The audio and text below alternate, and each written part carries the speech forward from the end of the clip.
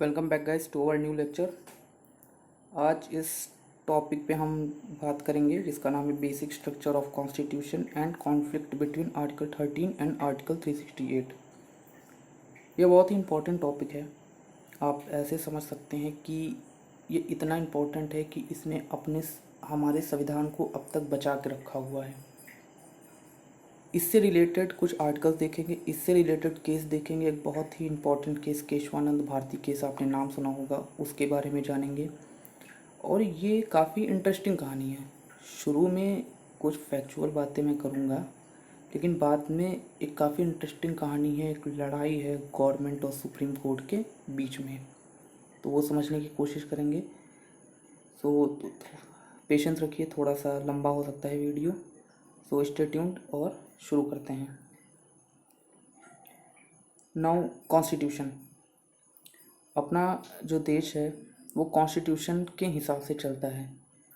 कई देशों में उनका जो चलाने का तरीका है या जिस बात पे वो चलते हैं वो कॉन्स्टिट्यूशन नहीं होता है। अपने यहाँ कॉन्स्टिट्यूशन सुप्रीम है, उनके यहाँ संविधान सुप्रीम ना होकर कुछ और चीज़ सुप्रीम हो सकती है। जैसे इंग्लैंड में पार्लियामेंट उनकी सुप्रीम है, वो पार्लियामेंट जो मन चाहे वो लॉ बना सकती है। हमने पिछले लेसन में भी, लेक्चर में भी देखा था। लेकिन अपने यहाँ जो लॉ बनेंगे, कोई भी जजमेंट होगा वो कॉन्स्टिट्यूशन के हिसाब से ही आएगा। और इस सब को, ये पूरा basic structure, Keshavananda Bharati case, article 13 और आर्टिकल 368 के बीच का रिलेशन, इसको समझने के लिए आपको इन तीन चीज़ों को समझना होगा, जो है fundamental rights, directive principle of state policy और amendment of constitution. Fundamental right हमारे आर्टिकल 12 से 35 तक हैं, डीपीएसपी आर्टिकल 36 से 51 एंड अमेंडमेंट ऑफ कॉन्स्टिट्यूशन का दिया है आर्टिकल 368 में। फंडामेंटल राइट तो सबको बारे में पता है कि हमारे राइट्स हैं, right to equality, right to religious freedom, right to speech expression और माइनॉरिटीज़ के राइट, ये सब दिए हुए हैं। डीपीएसपी का मतलब क्या है? डीपीएसपी एक एडवाइस की तरह काम करते हैं गवर्नमेंट को। ये डीपीएसपी लिखे गए थे कॉन्स्टिट्यूशन जब बन रहा था, तो ये इसलिए लिखे गए थे कि उस टाइम कुछ ऐसी बातें थीं जो ज़रूरी थीं लेकिन हम लोग इम्प्लीमेंट नहीं कर सकते थे उन्हें। जैसे उस टाइम एक डीपीएसपी था कि 6 से 14 साल तक के बच्चों को फ्री एजुकेशन मिलना चाहिए, लेकिन उस टाइम देश गरीब था, हमारे पास इतने रिसोर्सेज नहीं थे कि हम फ्री एजुकेशन दे पाएँ, इतने स्कूल्स नहीं थे। तो ये डीपीएसपी में रख दिया गया कि टाइम आने पर जब जब सिचुएशन सही होंगी तो इन डीपीएसपी में जो बातें लिखी हैं इसको सरकार को, स्टेट को लागू करने की कोशिश करनी चाहिए। ध्यान रखिए, स्टेट में जहाँ बात करता हूँ वहाँ मतलब है कंट्री। नॉर्मली जब तक किसी स्टेट का स्पेसिफिक नाम न लिया जाए तब तक पॉलिटी में स्टेट का मतलब होता है देश, यानी वो देश को चलाने वाले। देश को चलाता कौन है? हमारी लेजिस्लेटिव चलाती है, एग्जीक्यूटिव चलाती है, ये सब लोग जहाँ लॉज बनते हैं। तो ये डीपीएसपी, आपको एक बात और ध्यान रखना है कि डीपीएसपी जो है वो इन्फोर्सिबल नहीं है। Sorry for that. इन्फोर्सिबल का मतलब है कि डीपीएसपी के अकॉर्डिंग अगर कोई लॉ नहीं बना है तो उसको ले जा आप जाके कोर्ट में ये नहीं कह सकते हैं कि इसको इन्फोर्स कराइए, क्योंकि ये सिर्फ एडवाइस है। एडवाइस माने या ना माने ये सरकार के ऊपर है। जहाँ जहाँ तक फंडामेंटल राइट है वो इन्फोर्सेबल होते हैं। अगर ये वायलेट होते हैं आपके तो आप सुप्रीम कोर्ट जा सकते हैं, आपका सुप्रीम कोर्ट मदद भी करेगा। लेकिन डीपीएसपी से रिलेटेड नहीं जा सकते हैं आप supreme court. Article part 20 amendment of the constitution, संविधान में संशोधन कैसे करना है। और संविधान के हिसाब से अपना देश चल रहा है। संविधान में कुछ बातें लिखी हैं, अब ज़रूरत पड़ रही है कुछ बातें हटाने की या कुछ बातें जोड़ने की, तो उसके लिए संविधान संशोधन करना पड़ता है। और ये इतना आसान होता नहीं है क्योंकि देश संविधान के हिसाब से चल रहा है।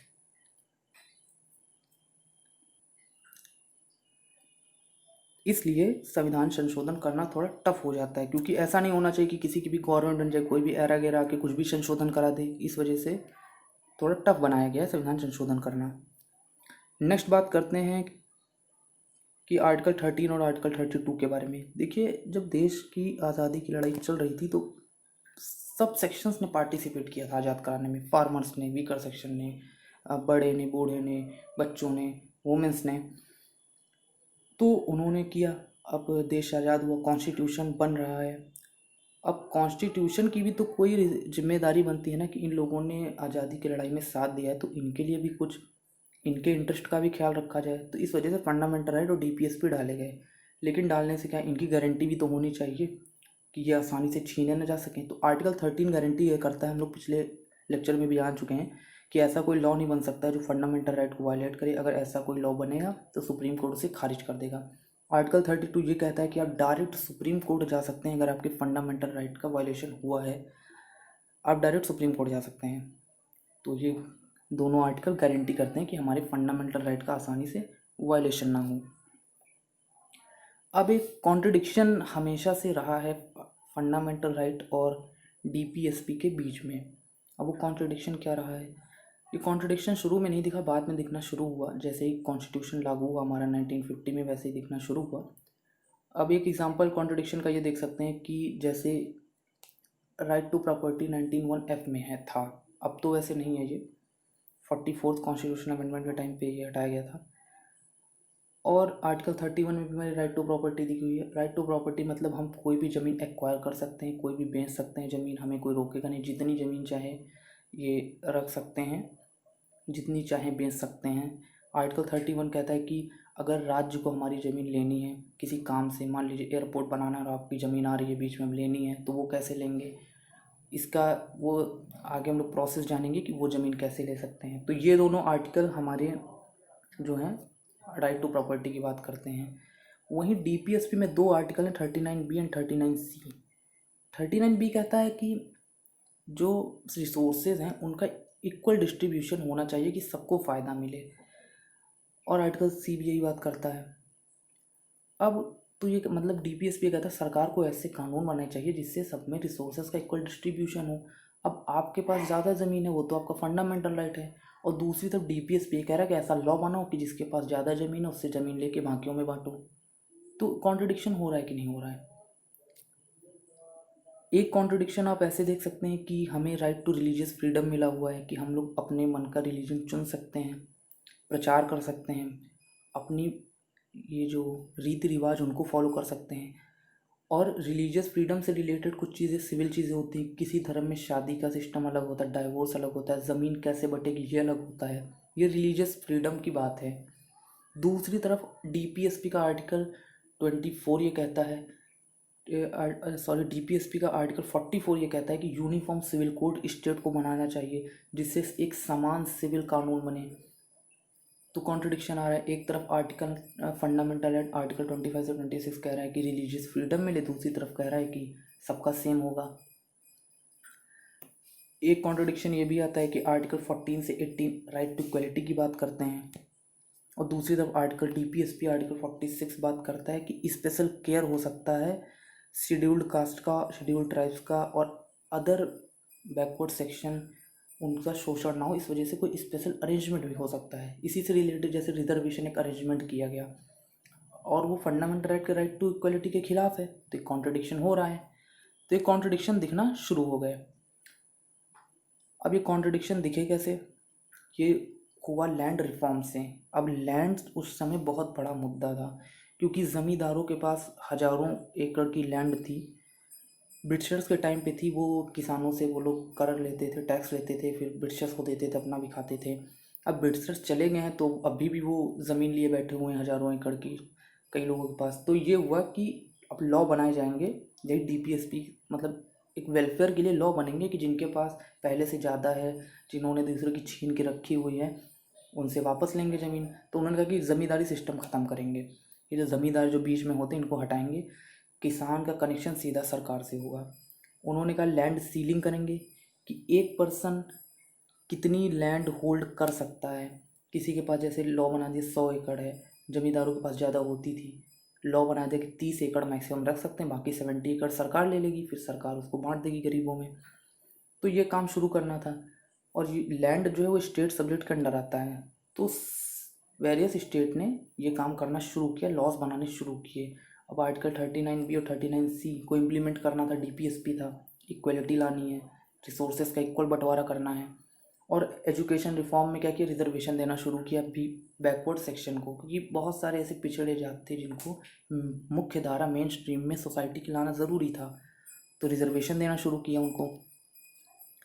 फिर यहाँ से कॉन्ट्रडिक्शन ये सामने आया चंपकम दोराई राजन वर्सेस स्टेट ऑफ मद्रास मामले में।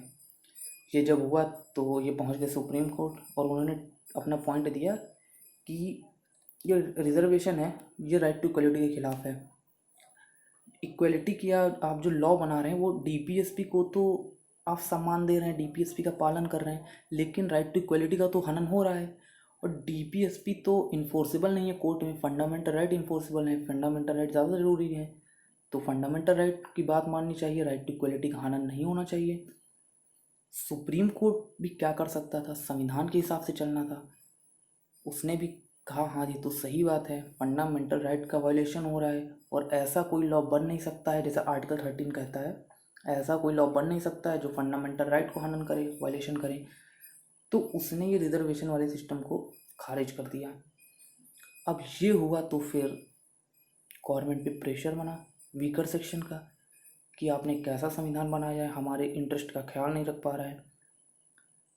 आप बहुत सारे वादे हुए थे कि आज़ादी की लड़ाई में लड़ो, आपको ये मिलेगा वो मिलेगा, और हमें तो कुछ मिल ही नहीं रहा है। हमारा शोषण ब्रिटिशर्स ने किया, अब ब्रिटिशर्स चले गए हैं, वाइट स्किन वाले चले गए हैं और ब्राउन स्किन वाले आके बैठ गए हमारा शोषण करने के लिए। चीफ मिनिस्टर भी राज्य के क्या करें, उन्होंने तो लॉ बना रहे हैं लेकिन लॉ खारिज होता जा रहा है सुप्रीम कोर्ट, हाई कोर्ट में। नेहरू जी ये सब देख रहे थे, चीफ मिनिस्टर की बातें सुन रहे थे।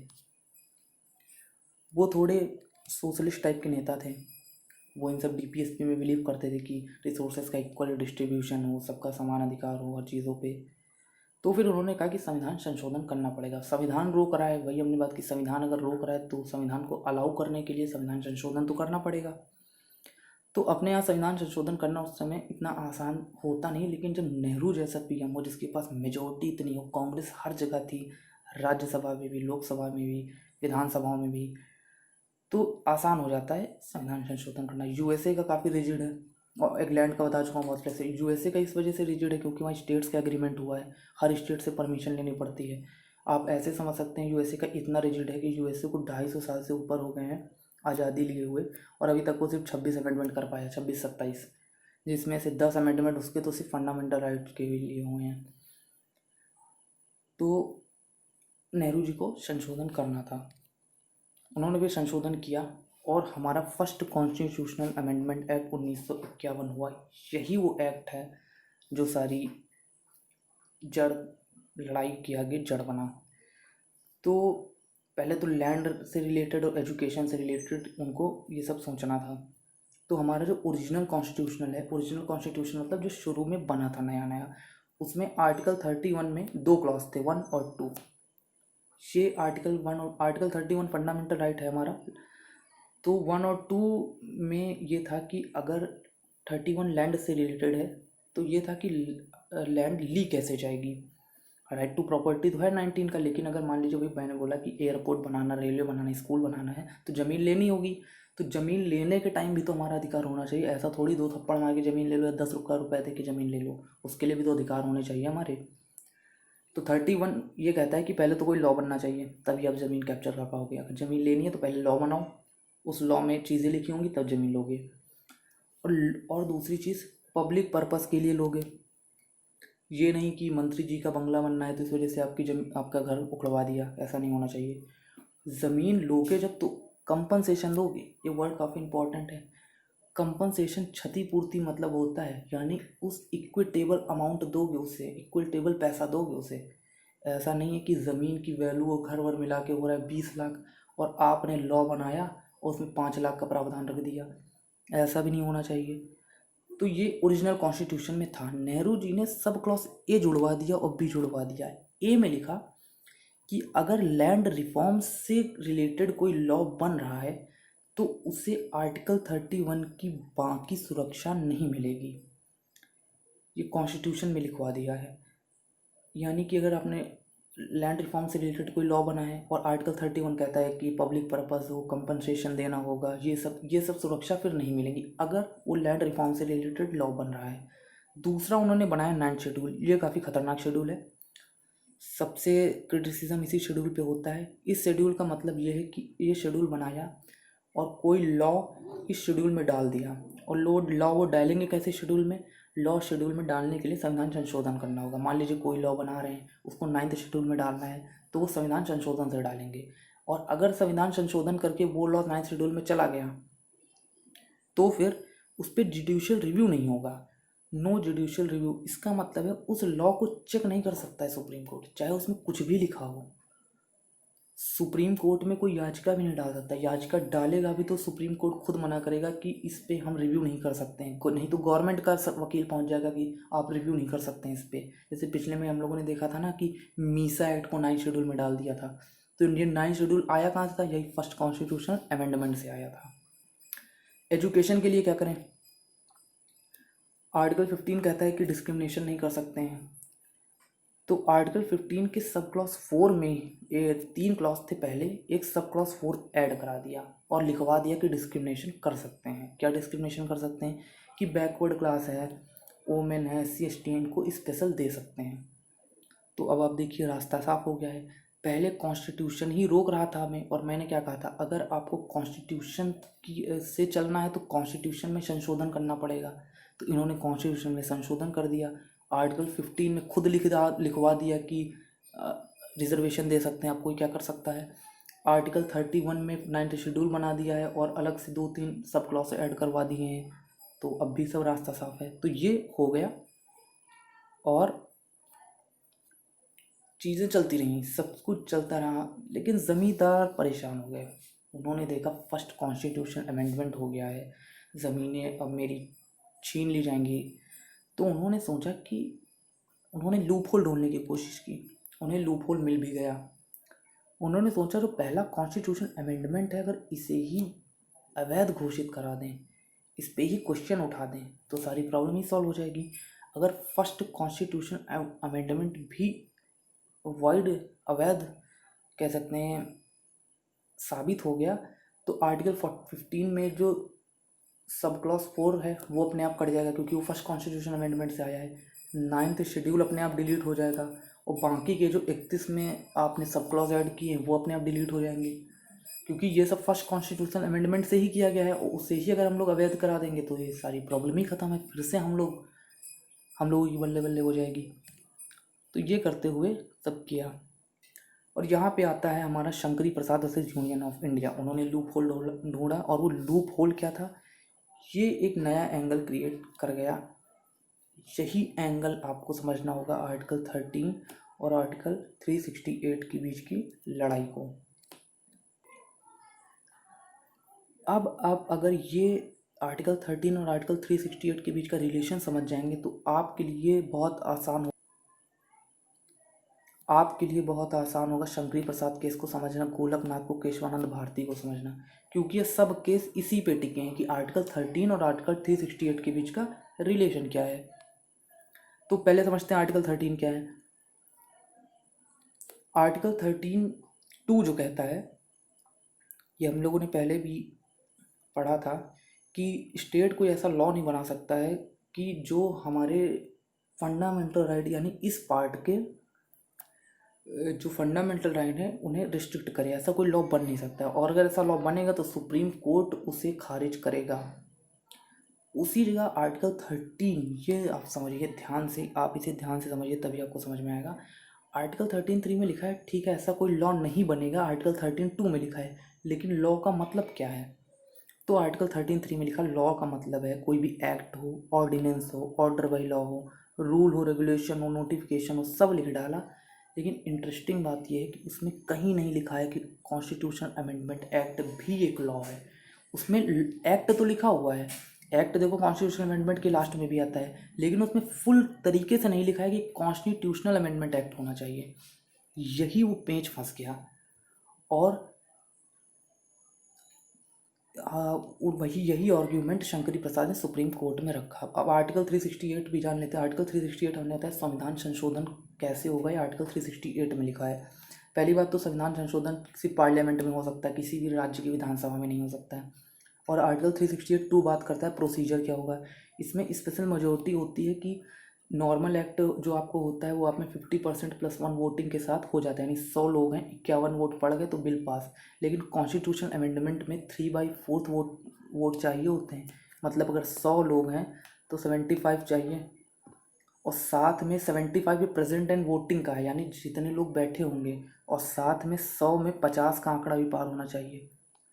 इसको ऐसे समझते, मान लीजिए 100 सीट्स हैं, इसको मान लीजिए 100 जो हैं सीट्स हैं आपकी किसी भी हाउस में, तो और मान लीजिए उस दिन आए हैं जो लोग आए हैं, कितने भी आप ले सकते हैं, उन लोगों का जो आएंगे वो तो 3/4 उनकी वोटिंग चाहिए। साथ में टोटल स्ट्रेंथ हाउस की है 100, उसका भी 50% आपको पार होना चाहिए। समझ रहे हैं आप? मान लीजिए 10 ही लोग आ गए हैं और 10 लोग का 3/4 जितना भी हो वो 50 के तो पार हो नहीं रहा है, तो इस वजह से वो पास नहीं होगा। साथ में इसमें जॉइंट सेटिंग नहीं हो सकती है।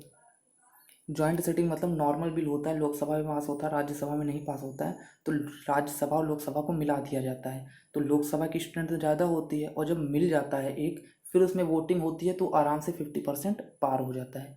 लेकिन कॉन्स्टिट्यूशन अमेंडमेंट में कोई भी जॉइंट सेटिंग नहीं होती है। तो आप ये समझ रहे हैं, ये इसलिए कि नॉर्मल जो आपके एक्ट होते हैं ना, उनका प्रोसेस बहुत ही सिंपल होता है, लेकिन कॉन्स्टिट्यूशन अमेंडमेंट एक्ट का प्रोसेस काफ़ी लंबा, टेढ़ा और कठिन होता है। तो यही आर्ग्यूमेंट शंकरी प्रसाद जी ने सुप्रीम कोर्ट में कहा कि जो फर्स्ट कॉन्स्टिट्यूशन अमेंडमेंट एक्ट है ये इनवैलिड है, वाइड है, क्योंकि आर्टिकल 13 है। आर्टिकल 13 कहता है ऐसा कोई लॉ बन नहीं सकता है जो कॉन्स्टिट्यूशन में फंडामेंटल राइट्स को रिस्ट्रिक्ट करे, और लॉ की परिभाषा में सब लिखा है लेकिन एक्ट लिखा है, और कॉन्स्टिट्यूशन अमेंडमेंट भी तो एक एक्ट ही तो है, उसके भी लास्ट में एक्ट लिखा होता है। और ये जो कॉन्स्टिट्यूशन अमेंडमेंट एक्ट फर्स्ट हुआ है ये मूल अधिकारों को सीमित कर रहा है, तो इसे खारिज करना चाहिए सुप्रीम कोर्ट को, क्योंकि आर्टिकल 13(2) तो यही कहता है ना, कोई भी ऐसा एक्ट नहीं बनेगा जो फंडामेंटल राइट को सीमित करेगा, और कॉन्स्टिट्यूशन अमेंडमेंट एक्ट भी एक एक्ट है और वो मूल अधिकारों को सीमित कर रहा है, तो इसे खारिज करिए। अब सुप्रीम कोर्ट की भी समझ में आ रही थी चीज़ें, वो भी कह रहा था कि ये बात सही भी है, कॉन्स्टिट्यूशन अमेंडमेंट एक्ट एक एक्ट भी तो है। उन्होंने सरकार से कहा तो हमें इसे खारिज करना चाहिए। तो सरकार ने कहा देखो भाई, कॉन्स्टिट्यूशन अमेंडमेंट एक्ट एक्ट तो है लेकिन इसकी प्रक्रिया बाकी एक्टों से अलग है, और कॉन्स्टिट्यूशन अमेंडमेंट एक्ट संविधान संशोधन करता है, संविधान बदलता है, तो ये आर्टिकल 13 को भी बदल सकता है। उनका बेसिकली ये मतलब कहने का है कि आर्टिकल 13 को भी ये बदल सकता है, यानी किसी भी हिस्से को संविधान को बदल सकता है। आर्टिकल 1 बदले, 50 बदले, 60 बदले, 13 बदले। बेसिकली मतलब ये था कि किसी आर्टिकल में इतनी पावर नहीं है कि जो आर्टिकल 368 को रोक पाए। संविधान संशोधन करने की ताकत सबसे बड़ी है, कोई आर्टिकल उसे रोक सकता नहीं है। गवर्नमेंट का स्टेटमेंट था आर्टिकल 13 और आर्टिकल 368 अलग अलग हैं, और आर्टिकल 13 की पावर, आर्टिकल 368 की पावर आर्टिकल 13 से बड़ी है। गवर्नमेंट, सुप्रीम कोर्ट ने गवर्नमेंट की बात सुनी, समझी भी, और सुप्रीम कोर्ट भी समझ रहा था कि वेलफेयर हो रहा है, वेलफेयर का काम हो रहा है, इसमें किसी मूल अधिकार के चक्कर में वेलफेयर का काम क्यों रुकना चाहिए, और अगर फंडामेंटल राइट की वजह से कोई कुछ लॉस नहीं पास हो पा रहे हैं जो देश के हित में है, लोगों के हित में है, तो ये सही भी है कि मूल अधिकारों को सीमित करना चाहिए। तो सुप्रीम कोर्ट ने सरकार की बात का समर्थन किया। उसने कहा कि हम यही बात मानेंगे कि आर्टिकल 13 की इतनी पावर नहीं है आर्टिकल 368 को कंट्रोल कर सके। अगर कोई नॉर्मल एक्ट से किसी के मूल अधिकार सीमित किए जा रहे हैं तो वो नहीं माना जाएगा, लेकिन अगर संविधान संशोधन करके आप मूल अधिकार सीमित कर रहे हैं तो वो माना जाएगा। अब यहाँ पे एक फैक्ट है, ये हर जगह तो लागू नहीं होता है पर 90% चीज़ों में लागू होता है। वो फैक्ट ये है कि गवर्नमेंट जब भी पावरफुल होती है ना, तो सुप्रीम कोर्ट और प्रेसिडेंट फ्लेक्सिबल हो जाते हैं, और जब जब गवर्नमेंट वीक होती है तो सुप्रीम कोर्ट और प्रेसिडेंट टफ हो जाते हैं। क्योंकि गवर्नमेंट पावरफुल है, अलायंस नहीं, उसकी खुद की मेजॉरिटी है, वो कोई भी बिल ला सकती है, पास करा सकती है, तो सुप्रीम कोर्ट भी उस प्रधानमंत्री गवर्नमेंट पार्टी की बात सुनता है, प्रेसिडेंट भी सुनता है। अब कोई ऐसा बहुत ही नॉर्मल अलायंस करके बहुत ही कम वोट सीट्स वाला प्राइम मिनिस्टर बन जाओ, वो सुप्रीम कोर्ट्स को ये बताए कि नहीं ऐसा नहीं, ऐसा करो, तो सुप्रीम कोर्ट उसकी बात नहीं मानती है। सुप्रीम कोर्ट करते अपनी मन की है, लेकिन कभी ना कभी वो कभी कभी गवर्नमेंट का भी दबाव रहता है, और डिपेंड करता है कि गवर्नमेंट का दबाव हो, गवर्नमेंट कैसी है, पावरफुल है कि वीक है। वीक होती है तो सुप्रीम कोर्ट उसकी बात खारिज करता है। तो ये तो फैक्ट था, इसको अभी अब मैं समझाऊंगा इसका क्या मतलब है। गवर्नमेंट पावरफुल है, प्रेसिडेंट फ्लेक्सिबल है, अभी इसको समझेंगे। तो ऐसे समझिए कि उस टाइम नेहरू जी बहुत पावरफुल थे, इस वजह से सुप्रीम कोर्ट ने गवर्नमेंट का साथ दिया। अब नेहरू जी के टाइम पर तो सब कुछ अच्छा चलता रहा। 1964 में नेहरू जी की मृत्यु हो जाती है, और उस समय 17th अमेंडमेंट उन्होंने करवाया था जाते जाते। 17th अमेंडमेंट में ऐसा हुआ था, कुछ लैंड रिफॉर्म्स थे, लैंड के बिल आए थे, उन्हें 9th शेड्यूल में डलवाया था, क्योंकि वो सीधे सीधे हाई कोर्ट उन्हें खारिज कर रहा था किसी वजह से। तो उन्होंने सोचा झंझट खत्म करते हैं, 9th शेड्यूल में डाल देंगे, हाई कोर्ट ये सुनवाई ही नहीं करेगा। तो वह उसमें से जो बिल था, उसमें से बिल से जिनकी ज़मीन ली गई थी, उनमें से दो भाई थे, गोलकनाथ ब्रदर्स उनका नाम था। यहाँ से गोलकनाथ केस आता है, किस वजह से आया था, वही 17th अमेंडमेंट से उस एक्ट को 9th शेड्यूल में डाल दिया गया था। 11 जजेस की बेंच बैठी थी इसमें। इस बार सुप्रीम कोर्ट का मूड कुछ चेंज हो गया था। जजमेंट ने ओवर रूल कर दिया सारे पुराने जजमेंट्स को, शंकरी प्रसाद को, और 6-5 से जजमेंट दिया गवर्नमेंट के अगेंस्ट जजमेंट दे डाला इस बार।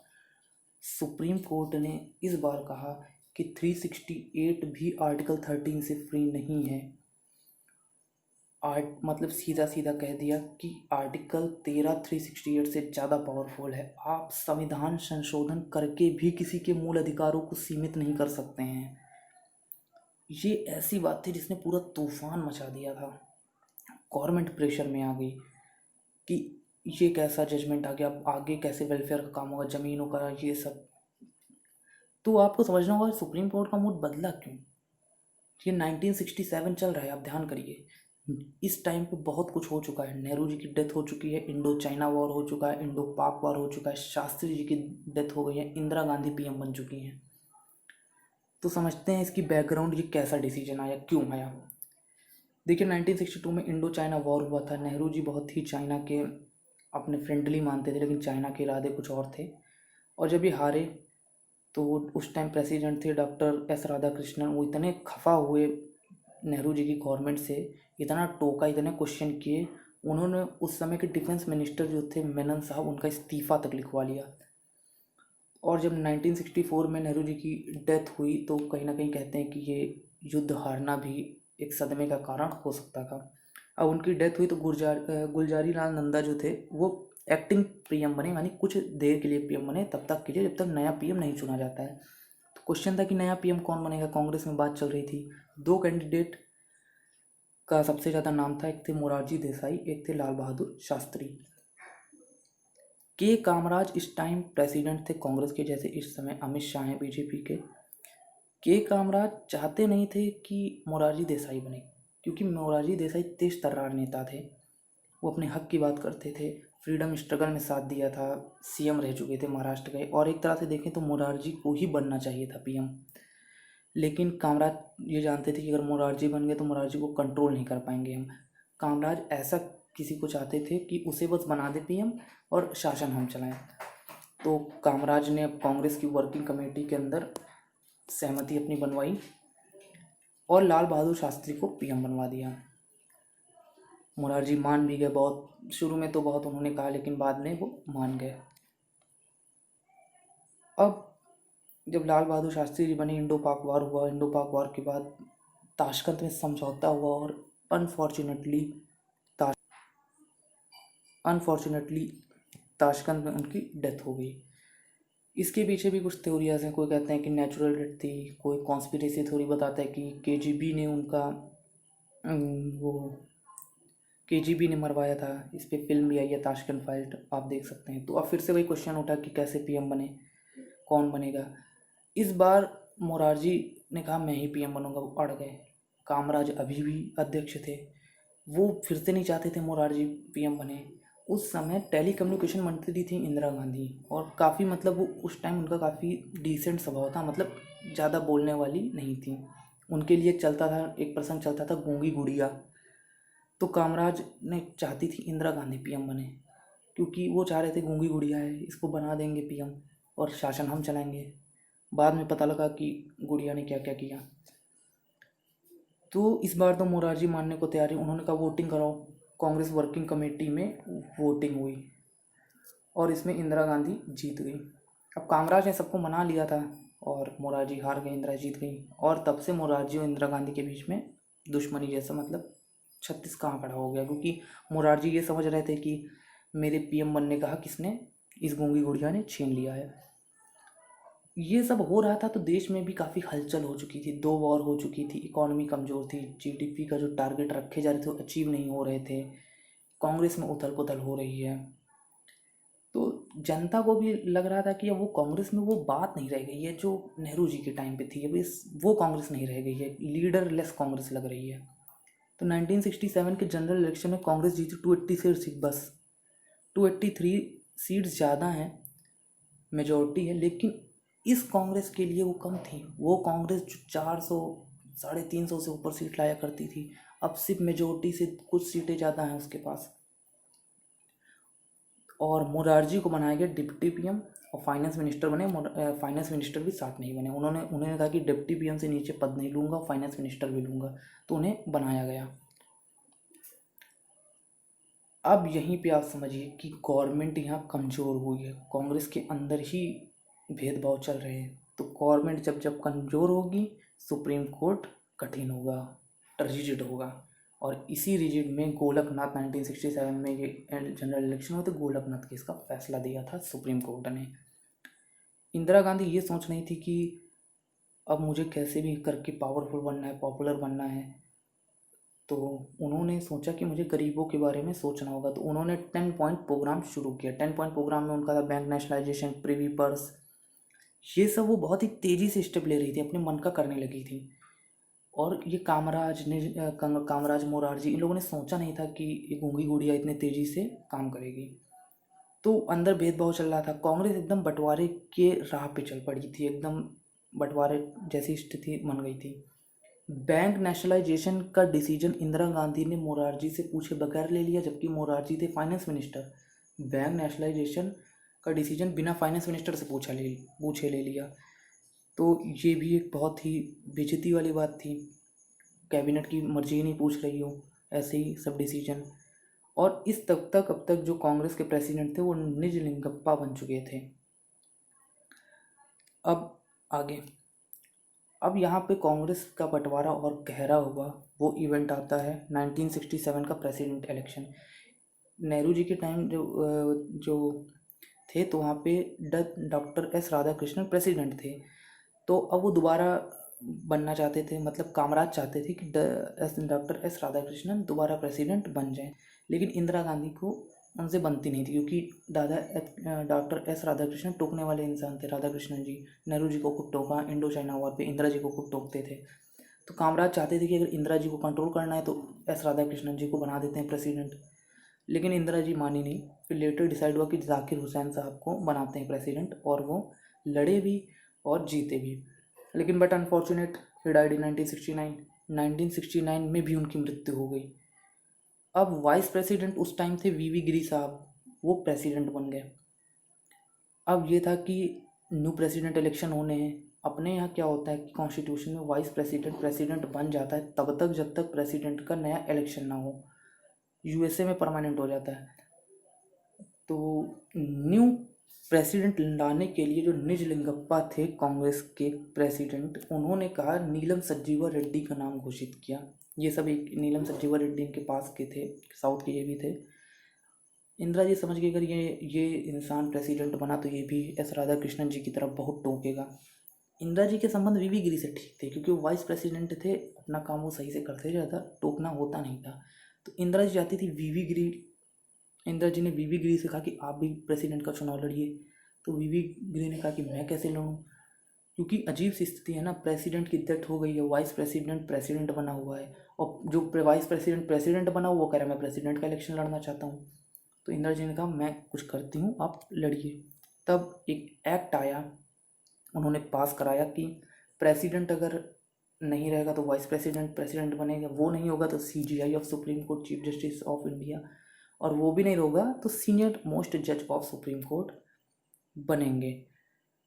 तो तो ये जब एक्ट पास हुआ तब वीवी गिरी साहब ने अपना रेजिग्नेशन दिया और हमारे पहले प्रेसिडेंट जो एक्टिंग प्रेसिडेंट जो चीफ जस्टिस ऑफ इंडिया थे उस टाइम वो थे मोहम्मद हिदायतुल्लाह, वो प्रेसिडेंट बने। सबको पता था कि वीवी गिरी इंदिरा जी की कैंडिडेट वीवी गिरी हैं। मतलब आप ऐसे समझिए, ऐसे सिचुएशन हो गई कि आज बीजेपी में अमित शाह जी किसी और को खड़ा कर रहे हैं और नरेंद्र मोदी जी किसी और को खड़ा कर दे रहे हैं। इंदिरा जी को लगा कि ऐसे बात बनेगी नहीं, मुझे खुल के इनका सपोर्ट करना पड़ेगा। तो वोटिंग वाले दिन वो पार्लियामेंट में गई और उन्होंने खुल के वीवी गिरी जी का सपोर्ट किया। सपोर्ट करने के बाद उन्होंने कई ऐसे बातें कही कि प्रेसिडेंट जो होता है देश का चिन्ह होता है, साइन होता है, आप सही कैंडिडेट को वोट दें, अपनी आत्मा का आवाज़ सुने, ऐसे वैसी बात की और वीवी गिरी साहब इलेक्शन जीत गए। ये जब हुआ तो फिर कांग्रेस में बौखलाहट आ गई और कांग्रेस के दो हिस्से हो गए। इंदिरा जी को निकाल दिया, कांग्रेस अध्यक्ष ने इंदिरा जी को कांग्रेस से निकाल दिया। तो दो कांग्रेस बन गई, एक बन गई Indian National Congress R Indira और एक बन गई ओ, जो पुरानी कांग्रेस थी ओल्ड कांग्रेस, ओ मतलब ओल्ड कांग्रेस। अब ये था कि पीएम कैसे बनी रहे वो, उन्हें तो पार्टी से निकाल दिया गया है। तो ये हुआ कि वोटिंग कराते हैं कांग्रेस की वर्किंग कमेटी में और देखते हैं कि कौन पीएम बनता है। कांग्रेस की वोटिंग कमेटी में इंदिरा गांधी जीत गई और वो पीएम की दावेदार हो गई। इंटरेस्टिंग बात थी, निजलिंगप्पा कामराज इतने सालों से शासन चला रहे थे, उनके फेवर में वोट नहीं गए। लेकिन ये करते ही जो पार्टी थी वो माइनॉरिटी में आ गई, क्योंकि 283 सीट थी जनरल इलेक्शन 1967 में। अब वो उनके फेवर में एमएलए तो आ गए, लेकिन कुछ एमएलए चले भी तो गए, आईएनसी ओल्ड वाली में भी तो चले गए, तो पार्टी माइनॉरिटी में आ गई है। तो उस टाइम उनको सपोर्ट मिला इंदिरा जी को। एम करुणानिधि ये सीएम ऑफ तमिलनाडु थे, डीएमके पार्टी थी जो आगे चल के आई डीएमके बनी, उनको सपोर्ट मिला और किसी न किसी तरह उन्होंने सरकार अपनी बचा ली, चलाती नहीं सरकार। अब इतना सब हो गया था, फिर से वही इंदिरा जी के दिमाग में चल रहा था कुछ बड़ा करना होगा, गरीबों के लिए करना होगा, कुछ बड़े स्टेप्स लेने होंगे। तो उन्होंने स्टेप्स लेना शुरू किए। कौन से स्टेप्स? बड़े स्टेप्स। वही स्टेप्स नेशनलाइजेशन ऑफ बैंक्स। 2 दिन बचे थे पार्लियामेंट के सेशन होने में, उन्होंने ऑर्डिनेंस जारी कर दिया और 14 बैंक्स को एक झटके में नेशनलाइज कर दिया। बिल सेट, तो उन्होंने बिल पार्लियामेंट में रखा और बिल पास भी हो गया। लेकिन उसमें बिल में कुछ ऐसी बातें थी जो संविधान के खिलाफ थी और संविधान के सीधे सीधे उल्लंघन कर रही थी। जैसे राइट टू इक्वलिटी का उल्लंघन हो रहा था। और उन्होंने बिल में ये लिखा दिया कि जब बैंक ले रहे हैं तो जिसका बैंक ले रहे हैं अगर उससे एग्रीमेंट हो गया है गवर्नमेंट का तब तो ठीक है, पैसे मतलब देने होंगे ना, बैंक लिया है उसको बैंक पैसे भी देने होंगे। अगर नहीं एग्रीमेंट हुआ, एग्रीमेंट का मतलब ये था कि गवर्नमेंट जितना अमाउंट का है एग्रीमेंट करके मान लो। अगर नहीं मान रहा है वो, तो एक ट्राइब्यूनल बैठेगा, वो अमाउंट तय करेगा। देखिए यहाँ कंपनसेशन नहीं, अमाउंट है, वो अमाउंट तय करेगा और वो अमाउंट 10 साल बाद मिलेगा।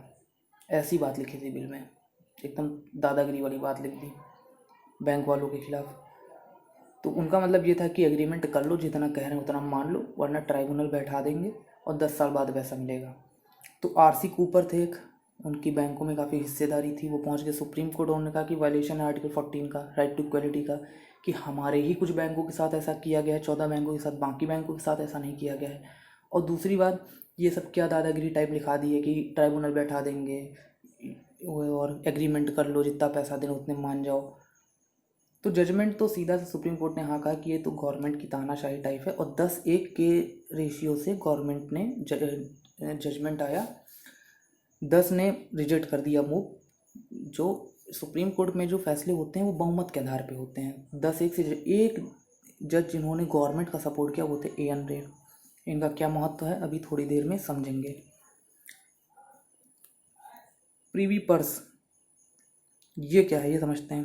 देखिए जब देश को जोड़ा जा रहा था, सरदार वल्लभ भाई पटेल प्रिंसली स्टेट्स को जोड़ रहे थे, तो प्रिंसली स्टेट्स का ये कहना था हम आ तो जाएंगे अपने आपके अंडर में, लेकिन हमें जो टैक्स मिलता है, हमें इतने जो प्रिविलेजेस मिलते हैं, इस सब का क्या होगा बाद में जब हम आपके इंडिया में आ जाएंगे, तब तो वो सारा टैक्स गवर्नमेंट लेगी, सेंट्रल गवर्नमेंट, हमारा कैसे चलेगा।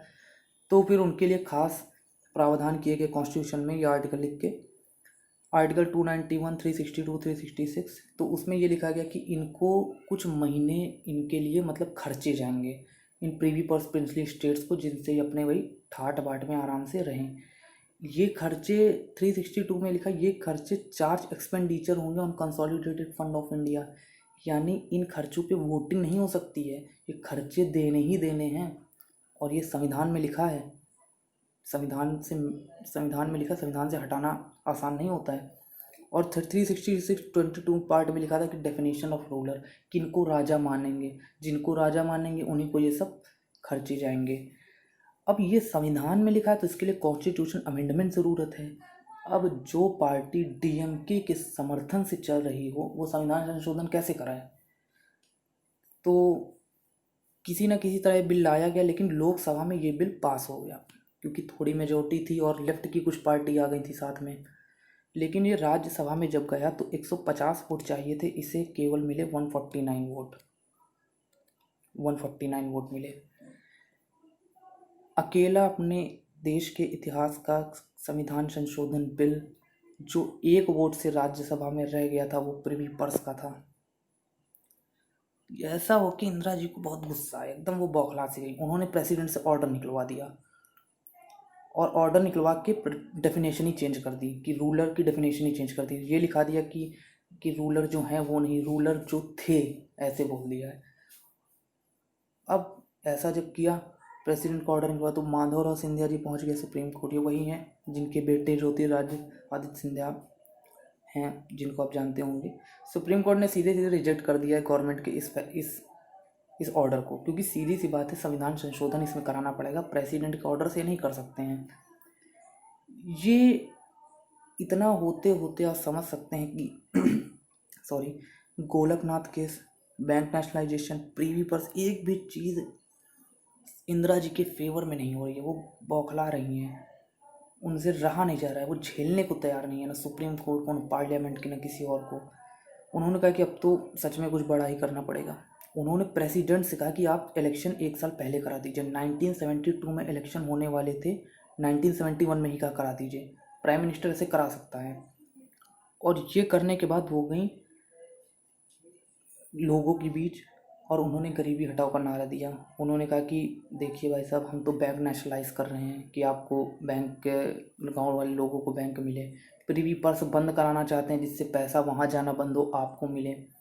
मेरे पार्टी के ही कुछ नेता मोरारजी कामराज, ये मुझे परेशान कर रहे हैं, बिल नहीं पास होने दिया राज्यसभा में। हम तो ट्राई कर रहे हैं, अब अगर आपको लगता है कि हम कुछ कर सकते हैं तो हमें जिताइए। और जनता ने इंदिरा जी की बात भी सुनी, इलेक्शन रिजल्ट आया और 352 सीट्स जीती इनकी कांग्रेस ने। जो वो कांग्रेस थे वो भी इनके खिलाफ लड़ी थी, कई सारे राजा भी लड़े थे, माधवराव सिंधिया जी भी इलेक्शन लड़े थे, लेकिन वो तो जीत गए थे। उनकी माँ भी थी विजय राजे सिंधिया, वो उनकी मतलब भाई, वो तो जीत गई थी। अधिकांश राजा हार गए इलेक्शन। INC मोरारजी कामराज वाली, उसको मात्र 16 सीटें मिली थी। इसी के साथ कई राज्यों में भी कांग्रेस की वापस सरकार बन गई थी। 1967 में जब 283 सीट्स मिली थी इंदिरा गांधी जी को, उस समय कई राज्यों में भी सरकारें चली गई थी कांग्रेस में, कई राज्यों में वापस सरकारें आ गई। अब इंदिरा जी के पास फुल पावर आ गई थी, अपने पिता की तरह इतनी पावर की संविधान संशोधन भी कर सकें। इसी टाइम बांग्लादेश पाकिस्तान का इशू चल रहा था, आपको पता होगा 1971 में वॉर हुई थी। USA परेशान कर रहा था, चाइना परेशान कर रहा था, तो उन्होंने ट्रीटी कर ली USSR से, फ्रेंडली ट्रीटी, कि आप हमें अटैक को चाइना और USA से तो बचा लीजिएगा। ये सिरदर्द भी ख़त्म हुआ। जैसे ही ट्रीटी USSR से साइन हुई, दिसंबर में युद्ध किया पाकिस्तान से और बांग्लादेश बना दिया। इतनी आक्रामक हो चुकी थी इंदिरा जी की युद्ध किया, पाकिस्तान के 2 हिस्से कर दिए, न USA कुछ कर पाया न चाइना कुछ कर पाया।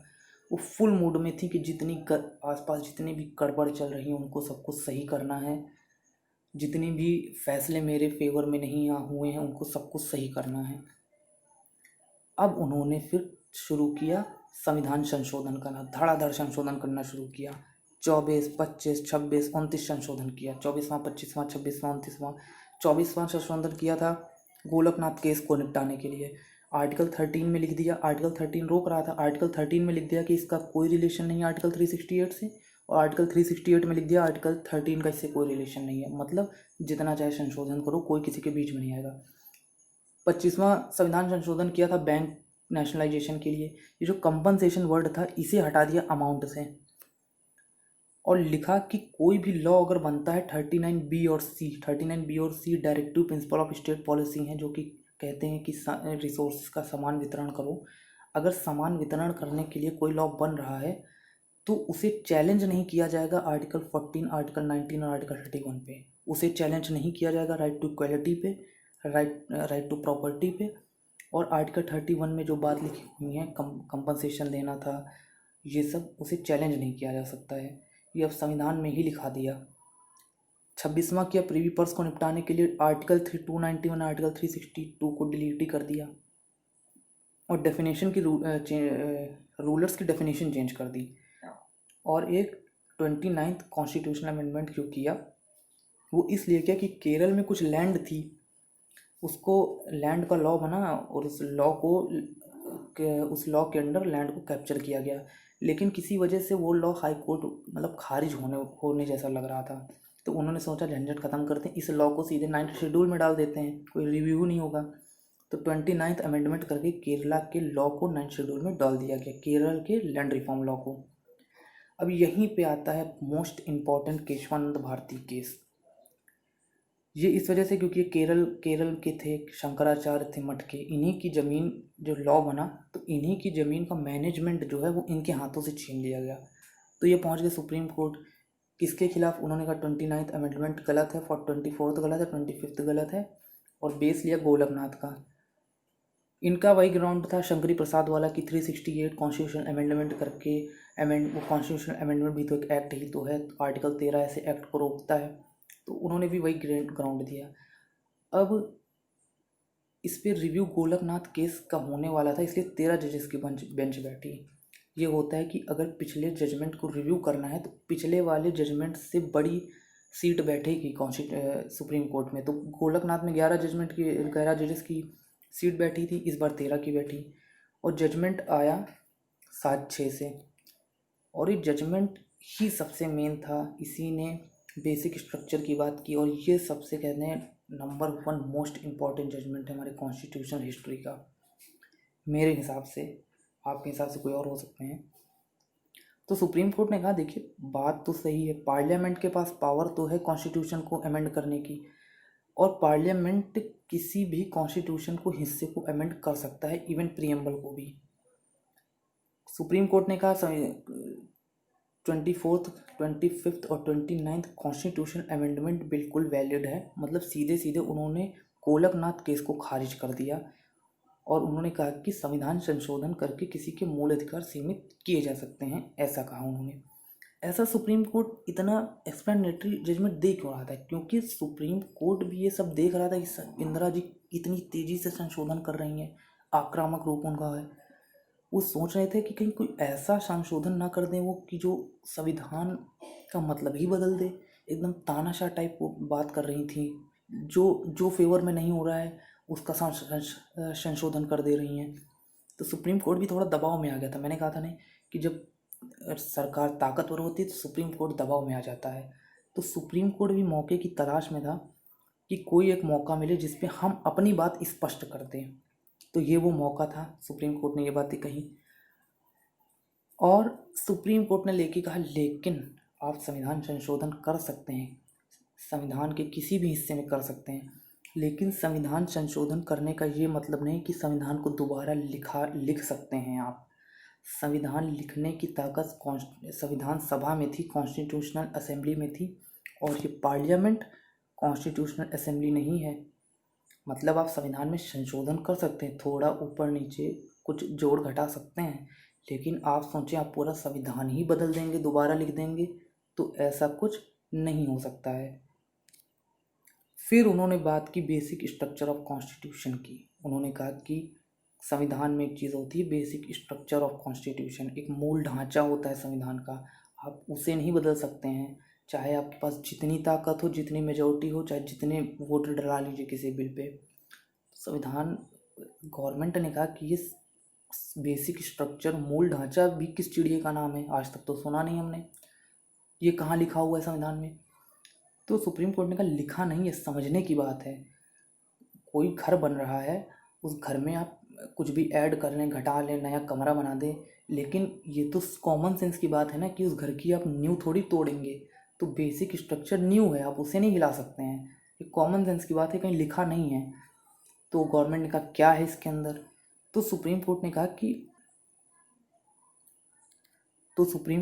कि अ, अभी तो नहीं कुछ ही बताएंगे, लेकिन टाइम आने पे हम बताते रहेंगे क्या क्या है। लेकिन जैसे डेमोक्रेसी है, सेकुलरिज्म है, इन सबको आप कॉन्स्टिट्यूशन से अमेंड करके भी नहीं मिटा सकते हैं। मान लीजिए इंदिरा जी चाहती कि हम लोकतंत्र ख़त्म कर रहे हैं, आज से सिर्फ मेरे ही परिवार के वोट डालेंगे, ऐसा कोई बिल ले आए और संविधान संशोधन करा दें, तो ऐसा थोड़ी हो सकता है।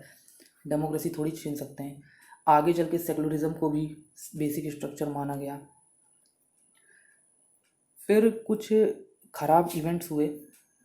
तो ये कुछ खराब मतलब कि केशवानंद भारती केस का आप जजमेंट का इम्पोर्टेंस समझिए, कितना इम्पोर्टेंट था। बेसिक स्ट्रक्चर की बात की थी जो हमारे संविधान को बचाए रखता है। लेकिन इसके बाद कुछ ख़राब इवेंट्स हुए, उसको जानते हैं। आर्टिकल 124 बात करता है अपॉइंटमेंट ऑफ जजेस की, लेकिन ये वहाँ नहीं मेंशन है कि चीफ जस्टिस ऑफ इंडिया की अपॉइंटमेंट कैसी होगी। 1951 में हमारे पहले चीफ जस्टिस थे एच जे कानिया साहब, वो रिटायर हो रहे थे और सीनियर मोस्ट जज थे पतंजलि शास्त्री। लेकिन नेहरू जी की उनसे कोई अच्छे संबंध थे नहीं, तो नेहरू जी ने प्रपोजल भेजा कि बीजन कुमार को सीजीआई बनाओ। सुप्रीम कोर्ट समझ गया कि ये इंटरफेयर कर रहे हैं गवर्नमेंट हमारे मामलों में, हम इन्हें इंटरफेयर नहीं करने देंगे। तो बीजन कुमार सहित सारे सुप्रीम कोर्ट के जजेस ने रेजिग्नेशन भेज दिया नेहरू जी को और कहा कि आप ही जज ढूंढ लो। तो नेहरू जी को थोड़ा बैकफुट पे आना पड़ा, उन्होंने बात मानी और पतंजलि शास्त्री हमारे सेकंड चीफ जस्टिस बने। केशवानंद भारती केस में भी कुछ ऐसा ही सीन हो गया था। केशवानंद भारती के अगले दिन जो चीफ जस्टिस थे जिन्होंने केशवानंद भारती का जजमेंट सुनाया था, वो थे SM सीकरी, सर्वमित्र सीकरी। ये रिटायर होने वाले थे और रिटायरमेंट के बाद अगला चीफ जस्टिस तो सीनियर मोस्ट को बनना चाहिए। तो केशवानंद भारती जजमेंट हुआ था 7 बनाम 6 से। 7 जो बेसिक स्ट्रक्चर मूल ढांचे के फेवर में थे वो थे सीकरी साहब, जस्टिस शैलट, जस्टिस हेगड़े, हंसराज खन्ना। और जो सरकार के साथ थे, जो बेसिक स्ट्रक्चर के खिलाफ थे, वो थे justice AN Ray, Hameedullah Beg, YV Chandrachud, PN Bhagwati. Sikri साहब के बाद सीनियर मोस्ट जज थे जस्टिस शैलट, फिर थे जस्टिस हेगड़े। तो इंदिरा गांधी ने प्रपोजल भेजा कि जस्टिस AN रे को आप बनाइए चीफ जस्टिस, क्योंकि ये ज़्यादातर ये आपको याद होगा 10:1 से इन्होंने वो उसका फैसला भी दिया था, क्या कहते हैं, शंकरी प्रसाद वाले में भी, शंकरी प्रसाद नहीं सॉरी, वो 10:1 से फैसला जो हुआ था उसमें भी इन्होंने फैसला दिया था गवर्नमेंट के पक्ष में। तो ये ज़्यादा गवर्नमेंट के पक्ष में थे, तो प्रपोजल भेजा कि AN रे को बनाते हैं चीफ जस्टिस। और AN रे ने वो काम नहीं किया जो बीजन कुमार ने किया था 1951 में। AN रे बन गए। AN रे के बनते ही जस्टिस शैलट और जस्टिस हेगड़े ने इस्तीफा दे दिया। इंटरेस्टिंग बात ये, या फिर इंटरेस्टिंग बात कहें कि इसे क्या कहें, कि 14 चीफ जस्टिस बने हमारे AN रे, 15th बने हमीदुल्ला बेग, 16th बने YV चंद्रचूड़, 17th बने PN भगवती। AN रे के बाद सीनियोरिटी में आ रहे थे हंसराज खन्ना, लेकिन हंसराज खन्ना को नहीं बनाया गया, हमीदुल्ला बेग को बनाया गया। इसी टाइम हंसराज खन्ना ने इस्तीफा दे दिया। एक खराब परंपरा चल पड़ी कि चीफ जस्टिस ऑफ इंडिया वही बनेगा जो सरकार की हाँ में हाँ मिलाएगा। 1993 में सुप्रीम कोर्ट ने अपना खुद जजमेंट दिया कि सीनियर मोस्ट जज ही चीफ जस्टिस ऑफ इंडिया बन सकता है, तब जाके कुछ बातें ठीक हुई थी, तब ये चीज़ें थोड़ी कम पड़ी थी। इमरजेंसी के टाइम पे AN रे ने वापस ट्राई किया केशवानंद भारती केस के जजमेंट को पलटने को। नानी पालकी वाला लॉयर थे उस टाइम, नानी पालकी वाला ने सुप्रीम कोर्ट के जजेस को लोहे चने चबवा दिए। उन्होंने कहा कि जब रिव्यू पिटीशन ही नहीं दाखिल की गई है तो आप लोग रिव्यू कैसे कर रहे हैं। मतलब इस कहने का मतलब ये था कि आप लोग क्या गवर्नमेंट के पक्ष में इतना चले गए हैं कि अपने मन से ही रिव्यू करने लग रहे हैं। जजेस के अंदर भी आत्मसंतोष खोने लगा उनका, और वो बेंच 2 दिन में डिसॉल्व हो गई। अब आगे 1976 में 42nd अमेंडमेंट करके इंदिरा गांधी ने कोशिश की फिर से वो बेसिक स्ट्रक्चर वाली बात को खारिज करने के लिए, और उन्होंने आर्टिकल 368 में संशोधन किया और लिखवा दिया कि इसकी कोई पावर नहीं है, जितना चाहे संशोधन करो। 1980 में मिनर्वा विल्स मामले में सुप्रीम कोर्ट ने ये बात रिजेक्ट की और कहा कि संविधान संशोधन की लिमिटेड पावर ही है संविधान का बेसिक स्ट्रक्चर। सिंपल सी बात है कि आप बेसिक स्ट्रक्चर में संशोधन कर ही नहीं सकते हैं। संविधान संशोधन का मतलब ही यही है कि बेसिक स्ट्रक्चर में नहीं कर सकते, बाकी सब में कर सकते हैं। फिर एक क्वेश्चन उठा कि मान लीजिए कोई लॉ बनाया गया और वो बेसिक स्ट्रक्चर के खिलाफ है और उठा के उसे 9 शेड्यूल में डाल दिया, तब क्या करेंगे? तो वामन राव में 1981 में मामला आया तो सुप्रीम कोर्ट ने कहा कि जुडिशियल रिव्यू भी बेसिक स्ट्रक्चर है, हम किसी भी लॉ का जुडिशियल रिव्यू कर सकते हैं, ये बेसिक स्ट्रक्चर है। उन्होंने कहा 1973 केशवानंद भारती के बाद से, जब से बेसिक स्ट्रक्चर का कॉन्सेप्ट आया है, उसके बाद से जितने भी लॉ हैं सबका रिव्यू हम कर सकते हैं, और अभी तक किया नहीं है सुप्रीम कोर्ट ने। सो ये रहा इतना टॉपिक हमारा। आप इसे समझ सकते हैं कि जो हमारे कॉन्स्टिट्यूशन को बचाने का काम जो करता है वो हमारा करता है बेसिक स्ट्रक्चर।